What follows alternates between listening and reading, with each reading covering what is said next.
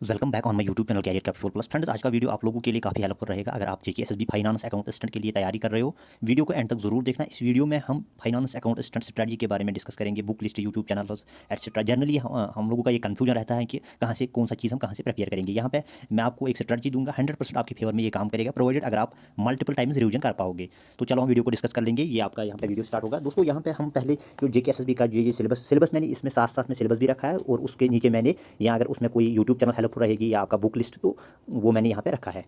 तो पहले यहाँ पे आपका जो फाइनेंस अकाउंट असिस्टेंट में 120 मार्क्स हैं, तो 120 मार्क्स आपको 120 क्वेश्चन आएंगे 2 आवर्स में आपको ये सॉल्व करने होंगे। तो इसमें पहला जो टॉपिक हमारा है ये general knowledge with special reference to Jammu and Kashmir UT, 30 marks हैं दोस्तों, काफ़ी इंपॉर्टेंट टॉपिक है ये। तो उसमें जो सबसे पहला जो टॉपिक है इसमें current events of national and international importance. तो मुझे लग रहा है जहाँ तक मेरी एक्सपीरियंस है, तो ये जो आप टॉपिक अगर स्किप करोगे तो ये आपके लिए बेहतर रहेगा, क्योंकि इसमें जो कास्ट बेनिफिट एनालिसिस है वो लो है। मैंने भी बहुत सारे पेपर्स देखे, जनरली उस करंट अफेयर्स में वो क्वेश्चन पूछे जाते हैं या हम लोगों को वो पता ही नहीं होते हैं, क्योंकि जो करंट अफेयर्स है ये वास्ट टॉपिक है, अपने आप में एक बड़ा समंदर की तरह है। तो लिहाजा बेहतर है कि आप जम्मू एंड कश्मीर के रिलेटेड अगर कोई आपका करंट अफेयर्स नज़र आएगा तो वो आप प्रिपेयर कर लो। तो इसके लिए मैंने यहाँ पे एक बार देखा था कि स्टडी आईक्यू पे एक सिंगल वीडियो होता है Jammu and Kashmir current affairs पे। तो अगर आप उस वीडियो को 1-2 बार देखोगे तो मुझे लग रहा है आपका काम चलेगा। बाकी इसमें अगर आपके 5 क्वेश्चन आएंगे तो आई एम श्योर, अगर इसमें 5 क्वेश्चन आएंगे तो अगर आपने प्रिपेयर किया करंट अफेयर्स, 5 में से आपको 3 आएंगे। तो ये इम्पॉसिबल है कि 5 के 5 आपको आएंगे। तो उसके बाद अगर आपने प्रिपेयर नहीं किया तब भी आपको एटलीस्ट 2 क्वेश्चन आएंगे। तो बेहतर है, एक जो आप यहाँ पे 1 मार्क्स गेन करने से आपको इतना टाइम और प्लस रिसोर्स अरेंज करने होंगे, तो बेहतर है अगर आप ये सिंगल वीडियो देखोगे तो बेहतर यही रहेगा आपके लिए। तो उसके बाद दोस्तों, इसके बाद हमारा जो नेक्स्ट टॉपिक है ये आपका political physical division of world and India. तो ये यहाँ पे आपका है पॉलिटिकल एंड फिजिकल डिवीजन। ये भी एक बड़ा टॉपिक है, अपने आप में एक बड़ा टॉपिक है। 1-2 क्वेश्चन आएंगे इससे भी, मगर इसमें आपका एक एटलस मैप काफ़ी हेल्पफुल रहेगा दोस्तों। ये जो ऑक्सफोर्ड स्टूडेंट्स एटलस आपको जरूर पढ़ना होगा, 4th एडिशन वाला। तो यहाँ से आप डायरेक्टली या इनडायरेक्टली यहाँ पे आपकी 10 क्वेश्चन आएंगे, क्योंकि एटलस में बहुत कुछ इन्फॉर्मेशन है, वो भी एक सिस्टमेटिक आर्डर में है। तो एक तो यहाँ से आपको आराम से ये याद भी रहता है, जितना आप इसको रिवाइज कर लोगे उतना आपके लिए बेहतर होगा, क्योंकि इससे आपको बहुत ज़्यादा जो आपकी गेस वर्क होगी वो भी इंप्रूव होगी। तो उसमें बहुत ज़्यादा टॉपिक्स इसने कवर किए हैं, तो बेहतर है आप इस एटलस को 1-2 बार पढ़िए, तो ये आपके लिए काफ़ी हेल्पफुल रहेगा। इसमें आपका फिजिकल, पॉलिटिकल और भी बहुत हम डिस्कस कर लेंगे आगे, बहुत ज़्यादा इसमें इन्फॉर्मेशन है। अब इसमें जो अब आपका जो 11th 12th जो एनसीईआरटी प्लस ऑक्सफोर्ड एटलस, तो ये आपका इंपॉर्टेंट रहेगा ज्योग्राफी में। तो इसमें ऑलरेडी अगर एटलस एनसीईआरटी बुक्स अगर आपके पास नहीं होंगे 11th 12th की, 4 बुक्स हैं, तो यहाँ पे इसका फोटोग्राफी मैंने रखा है, 4 बुक्स हैं यहाँ पे। तो ये है इंडिया पीपल एंड इकॉनमी, ये एक बुक है इसमें, और फंडामेंटल्स ऑफ ह्यूमन ज्योग्राफी दूसरी बुक है, फंडामेंटल्स ऑफ फिजिकल ज्योग्राफी 1 मोर, और लास्ट पे है इंडिया फिजिकल एनवायरनमेंट। अब इसमें आपको सिलेक्टिव रीडिंग करनी होगी, चारों बुक्स आपने नहीं पढ़नी है, क्योंकि जो यहाँ पे ह्यूमन ज्योग्राफी में इसमें आपको सिलेक्टेड टॉपिक्स पढ़ने होंगे, इस तरह इसमें भी सिलेक्टेड, इसमें लगभग ये आपको इंडिया एंड फिजिकल जो एनवायरनमेंट है, ये छोटी सी बुक है, तो इसको अगर आप पूरा पढ़ोगे तो बेहतर रहेगा। ये 4 बुक्स है, अगर आपके पास नहीं है तो पोर्टल की लिंक डिस्क्रिप्शन में होगी, आप वहाँ पर डाउनलोड कर सकते हो सॉफ्ट कॉपी में। और उसके बाद दोस्तों यहाँ पे है आपका जो India culture heritage, India culture and heritage, ये आपको पढ़ना होगा फाइन आर्ट एनसीईआरटी। तो उसकी भी लिंक आपको डिस्क्रिप्शन, जो जो यहाँ पे एनसीईआरटी का मटेरियल मैं बताऊंगा, जिस या यूट्यूब अगर कोई यूट्यूब चैनल होगी तो उसकी भी लिंक आपको डिस्क्रिप्शन में मिल जाएगी। एक बार आप डिस्क्रिप्शन में चेक कर लीजिए, तो वहाँ पे लगभग आपको जो यहाँ पे ज़रूरत लगेगा आपको वहाँ पे डिस्क्रिप्शन पर लिंक मिल जाएगी। तो यहाँ पे NCERT fine art Indian culture की एक छोटी सी बुक है, तो इससे आपका काम चलेगा। और यहाँ पे हिस्ट्री जो फ्रीडम स्ट्रगल, ये आपका यहाँ पे राजू आहेर है, काफ़ी बल्कि बुक है। तो इसमें आपकी 2-3 क्वेश्चन, इनकेस अगर आप मतलब अच्छे से हिस्ट्री पढ़ना चाहते हो तो आई वुड सजेस्ट कि राजू आहेर पढ़ लो। अगर आप जस्ट कि अगर आपको एग्जाम क्वालिफाई करना होगा तो मेरे ख्याल से आपको 2-4 क्वेश्चन ही आएंगे, तरुण गोयल, और या यहाँ पे मुरनाल वीडियोस भी है, और 1 मोर यूट्यूब चैनल है जो यहाँ पे मैंने मेंशन नहीं की, तो उसका नाम है पाथ फाइंडर। काफ़ी अच्छे से उसने हिस्ट्री एक सिस्टमेटिक आर्डर में उसने प्रेजेंट की है, टाइमलाइन के हिसाब से पढ़ा रहा है, तो वो भी अच्छी यूट्यूब चैनल है, वहाँ पे भी कंटेंट अच्छा मिल जाएगा। और यहाँ पे ये जो तरुण गोयल है, इसके 5-10 पेजेस आपको पढ़ने होंगे। तो अगर टाइम होगा आपके पास तो आई वुड सजेस्ट कि राजू आहेर पढ़ लो, प्लस यहाँ पे मुरनाल के वीडियोज़ पढ़ लो। तो ये आपका हिस्ट्री और इंडियन कल्चर भी यहाँ पे आपका फाइन आर्ट में कवर हो जाएगा। तो इसके बाद दोस्तों यहाँ पे ट्रांसपोर्ट एंड कम्युनिकेशन, तो ऑलरेडी मैंने 4 एनसीईआरटी बुक जियोग्राफी की आपको सजेस्ट किए हैं, उसमें आपका ये ट्रांसपोर्ट एंड कम्युनिकेशन भी मिल जाएगा, प्लस जो ऑक्सफोर्ड मैप मैंने सजेस्ट किया उस पर भी ये आपको मिलेगा। तो यहाँ पे जो डेमोग्राफी है, census and it is features and functions, तो दोस्तों ये भी आपका एनसीईआरटी से ही कवर हो जाएगा, प्लस एटलस मैप से। तो इसमें आपको सेपरेट कोई बुक खरीदने की चिंता मत करना, राइट। अब यहाँ पे ये जो दोस्तों यहाँ पे 1 मोर थिंग है कि एनसीईआरटी प्लस एटलस मैप आपको बहुत काम का चीज़ है एटलस मैप, लिहाजा आप 1-2 बार इसको पढ़ लीजिए, क्योंकि इसमें आपका रिवर्स लैक्स भी, क्लाइमेट, क्रॉप, ट्रांसपोर्ट सब कुछ यहाँ पे मिल जाएगा। तो यहाँ पे इनफैक्ट जो यहाँ पे एटलस में जो क्रॉप्स का दिया है, तो बड़ा एक टेबल फॉर्म में दिया है, तो आपका मतलब उसमें ज़्यादा एफर्ट्स लगाने की भी ज़रूरत नहीं, बिल्कुल नोट टाइप की जो वहाँ पे 2-3 पेजेस है बनाए हैं। अब यहाँ पे जो टॉपिक है ज्योग्राफी के, ये आपको वहाँ से मिल जाएंगे। एनवायरमेंट इकोलॉजी में एक बुक है, शंकर आईएएस की बुक है, तो मुझे लग रहा है that is more than sufficient, but इसमें आपको सिलेक्टिव रीडिंग करनी होगी। बिकॉज यहाँ पे जो ये सिलेक्टिव रीडिंग क्यों करनी होगी, उसका यही लॉजिक है कि वहाँ पे बहुत कुछ दिया गया है, उसमें सिलेक्टिव रीडिंग करनी होगी। तो as per the demand of the syllabus, और आपके उसमें ज़्यादा climate change ecology and environment के कुछ ही टॉपिक्स आपको पढ़ने होंगे।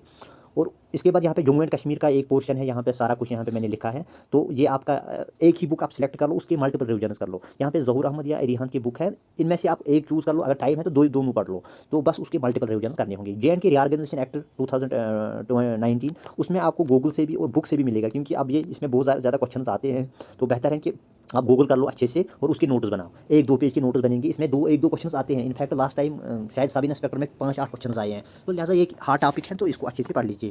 अब दोस्तों इसमें अकाउंटेंसी का मसला है, जो आपके मतलब डिसाइडिंग पोर्शन है, ये आपका गेम चेंजिंग पोर्शन है।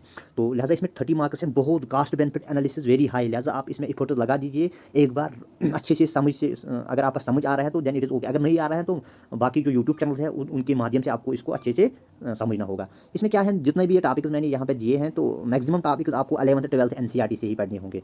11th-12th NCERT plus Naresh Agarwal, उसकी भी लिंक आपको डिस्क्रिप्शन में मिल जाएगी। तो यहाँ पे ये जो नरेश अग्रवाल है, बिल्कुल आपका ये उसका बिल्कुल न्यूमेरिकल वाला अप्रोच है, बिल्कुल आपको न्यूमेरिकल समझाएगा। तो बस आपको वही न्यूमेरिकल समझने होंगे, बिकॉज जो वहाँ पे वो समझ जो उसका न्यूमेरिकल होता है, उसमें आपके जो थ्योरी वाले टॉपिक सारे क्लियर हो जाएंगे, तो आपको उसमें ज़्यादा मेहनत करने की ज़रूरत नहीं है। प्लस वहाँ पे जो NCERT की बुक है, उसमें भी कुछ न्यूमेरिकल्स हैं एंड पे, तो उनको सॉल्व कर लीजिए 1-2 बार। तो यहाँ पे अगर आप यहाँ पे अच्छे से पढ़ोगे, आप यहाँ पे 28 मार्क्स तक आराम से लाओगे, तो ये बिग डील नहीं है आप लोगों के लिए।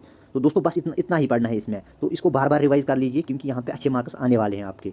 तो अब यहाँ पे इंग्लिश के 10 मार्क्स हैं, इसमें आपका ये टेनस वगैरह नरेशन जितना भी इसमें सिलेबस है मैंने यहाँ पे रखा है। तो सिलेबस में बस आपको एक ही बुक परचेज करनी है, ये भी आपको लास्ट पे पढ़ना है, जब आपका डेट शीट इसमें आएगा, एग्जाम डेट निकलेगा, तो बस लास्ट पे पढ़ना है। इसमें पहले आपका जो टेनस वो क्लियर कर लीजिए, उसके बाद इसमें कुछ टॉपिक्स है, लाइक इसमें नरेशन है, एक्टिव पैसिव वाइज मॉडल्स, उनमें आपको पढ़ना होगा। बाकी ये depends upon your academic profile कि आपने इंग्लिश पढ़ा अच्छे से ड्यूरिंग योर ग्रेजुएशन, तो vocabulary overall depends upon your academic profile. लिहाजा इसमें ज़्यादा एफर्ट्स लगाने की कोई ज़रूरत नहीं है। जितने भी इसमें ये 2-4 टॉपिक्स मैंने दी प्लस टेनस, ये क्लियर करके जाओ, आराम से आपके क्वेश्चन तो बन जाएंगे, 10 में से 5-8 तो बन जाएंगे, 8 तक बन जाएंगे। इसमें स्टैटिस्टिक्स का मसला है दोस्तों, स्टैटिस्टिक्स जो काफ़ी ईजी पेपर आता है, क्वेश्चन पूछे जाते हैं स्टैटिस्टिक्स से। इसका जो टॉपिक यहाँ पर MG secondary method of collecting data preparation question है, तो टैबुलेशन कंपाइलेशन, ये उसका सिलेबस है, प्रोबेबिलिटी सेंट्रल टेंडेंसी।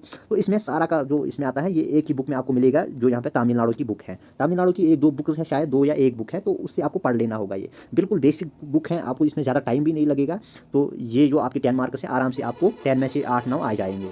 तो ये आपका अब यहाँ पे मैथमेटिक्स के 10 मार्क्स हैं, तो बिल्कुल यहाँ पे अभी सिंपल कंपाउंड इंटरेस्ट है, परम्यूटेशन कॉम्बिनेशन सेट थ्योरी, और कुछ टॉपिक्स आपको बिल्कुल यूट्यूब चैनल से पढ़ने होंगे, लाइक सिंपल कंपाउंड इंटरेस्ट समझने के लिए। यहाँ पे जो बाकी यहाँ पे जो सिलेबस है, ये set theory, relation, matrices, probability, coordinate vectors, ये आपको जेके बोस 11th-12th की बुक्स हैं, तो उससे आपको मैक्सिमम मिल जाएगा।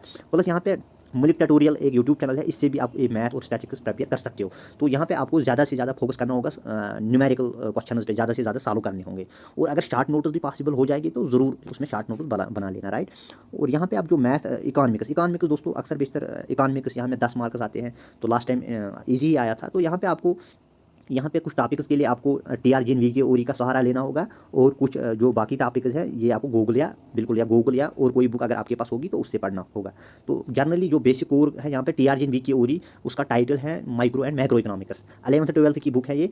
तो ये लगभग इट कॉस्ट अराउंड 300। तो अगर आपकी जो इकोनॉमिक्स की पकड़ स्ट्रांग बननी चाहिए, तो आई वुड सजेस्ट कि TRGN आप ज़रूर परचेज कर लो, ताकि आपके बेसिक जो कोर कंसेप्ट है ये क्लियर हो जाएंगे। तो इसमें आप अच्छे से मार्क्स 8-9 आएंगे ज़रूर, अगर आप इसको बार बार रिवाइज करोगे तो। प्लस लास्ट टाइम मैंने भी इसमें एक प्रैक्टिस सेट बनाया था इकोनॉमिक्स में, तो मेरा उसमें यही अप्रोच रहा था कि जितना भी यहाँ पे सिलेबस है, उसमें से एक क्वेश्चन मैंने हर एक टॉपिक से उठाया था विद मल्टीपल दीज आंसर्स, तो स्टेटमेंट वाइज क्वेश्चन थे। तो मेरा यही ऑब्जेक्टिव था कि जितना यहाँ पे सिलेबस है, सारे क्वेश्चन उसमें आने चाहिए। प्लस क्योंकि मुझे वहाँ पर डिस्कस करना था, उसमें लगभग 1 घंटे का वो शायद वीडियो है, तो उसमें मैंने सारा कुछ डिस्कस किया था, जितने भी इसमें कंसेप्ट से, लाइक इलास्टिसिटी का था, सप्लाई डिमांड का भी था, प्लानिंग था, मॉनेटरी फिस्कल पॉलिसी, सारा कुछ मैंने उसमें डिस्कस किया। तो उस वक्त मुझे नहीं पता था इसमें कितने क्वेश्चन आएंगे, बट मुझे ये उसमें अंदाज़ा था कि अराउंड क्वेश्चन 2-4 आएंगे। बट जब लास्ट टाइम इसका पेपर हुआ था फाइनेंस अकाउंट असिस्टेंट का, तो उसमें से डायरेक्टली और इनडायरेक्टली, यानी जो मैंने डिस्कस किया था उसमें से भी, और वहाँ पे जो ऑब्जेक्टिव टाइप मैंने बनाए थे क्वेश्चन, उसमें अराउंड 8 क्वेश्चन आए थे। अगर किसी ने वो डिस्कशन अच्छे से सुना होगा तो उसने 8 किए, मतलब आई एम श्योर कि 8 उसने अटैम्प्ट किए होंगे। बट प्रॉब्लम ये थी, उसमें ज़्यादा व्यूज़ नहीं आए थे, क्योंकि एट दैट टाइम ये तो मैंने शायद उस वक्त ये कुछ टाइम पहले ही स्टार्ट की थी ये चैनल, तो उसमें ज़्यादा व्यूज़ भी नहीं आए थे, अराउंड 400-500 व्यूज़ ही आए थे। तो अब मैंने उस वीडियो को फिर से अपलोड किया, ताकि लोग उससे ज़्यादा फ़ायदा उनको मिल जाएगा। तो इसलिए मैंने उसको फिर से सेम कंटेंट है बट मैंने फिर से इसमें अपलोड किया। तो अगर आपको अगर आपने इकोनॉमिक्स प्रिपेयर की तो आई वुड सजेस्ट कि एक बार वो वीडियो आप देख लीजिए ताकि आपका रिवीजन भी हो जाएगा, प्लस आपकी जितनी भी डेंटेज होगी प्रिपरेशन में, क्योंकि जनरली हमें पता होता है कि हमने बहुत कुछ पढ़ा है, बट जब हम एक MCQ सेट सॉल्व करते हैं हम अपनी जो वीकनेसेस हैं हमें वो नज़र आती है, राइट। तो लिहाजा बेहतर है जो मैंने यहाँ पे MCQ सेट बनाए हैं तो उनकी भी लिंक आपको डिस्क्रिप्शन में मिल जाएगी। अब यहाँ पे जो जनरल साइंस है, बिल्कुल साइंस में अब थोड़ा न्यूमेरिकल बेस्ड क्वेश्चन भी आते हैं, तो इसके लिए मैं आपको सजेस्ट करूँगा 9th 10th रेफरेंस बुक। तो यहाँ पे SC गुप्ता की एक बुक है, तो उसमें आप अगर नॉन साइंस बैकग्राउंड से आप हो तो बेहतर है आप SC गुप्ता ही पढ़ लो, क्योंकि उसमें उसने इतने अच्छे से हर एक कंसेप्ट को एक्सप्लेन किया, तो मुझे नहीं लग रहा आपको दिक्कत आएगी समझने में भी। तो बिल्कुल अच्छे से उसने बिल्कुल यूज्ड लैंग्वेज में इसने एक्सप्लेन किया। तो यहाँ से SC गुप्ता, बाकी जो जिसने ऑलरेडी साइंस यानी जिसका साइंस बैकग्राउंड होगा तो उसके लिए बेहतर है कि अगर NCERT या JK बोस की कुछ बुक्स है, तो टेक्स्ट बुक्स है, उनको अगर एक गो में वो रिवाइज कर पाएंगे तो बेहतर है, एक ही गो में उसको नज़र दे। अब यहाँ पे वन मोर थिंग है कि नॉलेज ऑफ कंप्यूटर 10 मार्क्स हैं। तो इसमें आपको कुछ नहीं करना है, एक बुक आती है इसमें एरिहांत की, एरिहांत बुक फंडामेंटल्स ऑफ कंप्यूटर, यहाँ पे मैंने इसका नाम भी रखा है, छोटी सी बुक है, उसको जितनी बार आप रिवाइज कर सकते हो उसको कर लो, क्योंकि वहाँ पे उसको अंडरस्टैंड भी करना होगा आपको। जहाँ पे कोई प्रॉब्लम होगी यूट्यूब का सहारा ले लो, क्योंकि वहाँ पे जो जितनी इन्फॉर्मेशन है वो सफिशिएंट है इस एग्ज़ाम के लिए। और इस एग्ज़ाम में इसमें 10 ही मार्क्स हैं, अगर इसमें 30 मार्क्स होंगे तो मैंने फिर यहाँ पे वन मोर बुक रखी होगी, लाइक एक मोटी बुक थी, मुझे उसका नाम याद नहीं आ रहा है। तो अब इसमें 10 ही मार्क्स हैं, ये तो सफिशिएंट है इसमें, बस इसको आप बार बार रिवाइज कर लो क्योंकि यहाँ पे काफ़ी इन्फॉर्मेशन है। तो ये दोस्तों था वीडियो। तो यहाँ पे अगर आपको कोई भी क्वेरी होगी तो डिस्क्रिप्शन में मेरी टेलीग्राम चैनल की लिंक होगी, तो या ID वहाँ पे होगी, आप मुझे पूछ सकते हो, अपनी जो भी क्वेरी होगी, डाउट होगी प्रिपरेशन की रिलेटेड, तो आप वहाँ पर मुझे पूछ सकते हो। Thank you for watching, keep supporting me.